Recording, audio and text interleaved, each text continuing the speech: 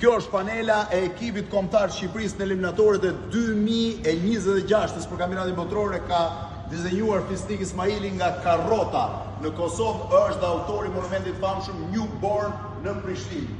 Është një panel e kuqja kjo, aty kemi të bardhën dhe të zezën, e cila ka dizenjuar këtë shqiponjë. Fisnik, apo vjen po ma shpjegon? Hajde, si është, tamam. Merre me shkopin tjetër, po. Kush është ideja?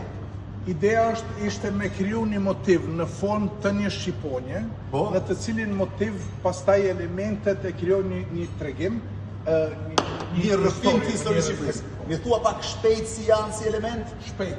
Tu të mushkrit të pjesa e krahërorit, janë malet, janë lumejt, këto është një peshk, është natyra. Kjo pjesë është e natyrës, është deti, është varka me një val, peshku i madh, i detit, fryma, dielli, dallëndyshja, plumbi, depuri, fauna edhe lulja. Pastaj, më të mirën po e lojmë për fund, kjo është pjesa e karakteristikave të ekipit tonë, karakteristikat njerëzore të ekipit kombëtar, është një val me një peshk në formë të shenjës yin yang.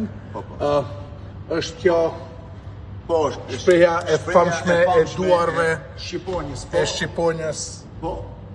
Kjo këtu është zemra, është dhelpra që ka një top këtu që simbolizon dinakrin tonë, edhe është ylle me 4 cepa, i cili nuk është tu me mush vend, është ylli i cili simbolizon lojtarët e kombëtarës që vinë nga 4 anët e botës. 11 pendët janë 11 lojtarët e kombëtarë. 11 pendët janë 11 lojtarët dhe pjesa më e bukur, pjesa kryesore, qendrore e gjithë kësaj, është profili i Skënderbeut me mjekrën që i shkon deri në fund. Pra shiheni kokën e Skënderbeut me mjekrën që i shkon deri në fund. Skënderbeu dhe shqiponja shifen me njëri tjetrin, por çfarë kanë mes? Shifen me njëri tjetrin e kanë futur armikun mes që është gjarpri. Gjarpri. Gjarpri është ai dinaku ai që po mundohet me sulmu, po s'di ka me amajt asaneja. Fisnik, do kemi fat tu me këtë panel? Është për me qenë panel historike me cilën ne do të kualifikohemi për botrorën.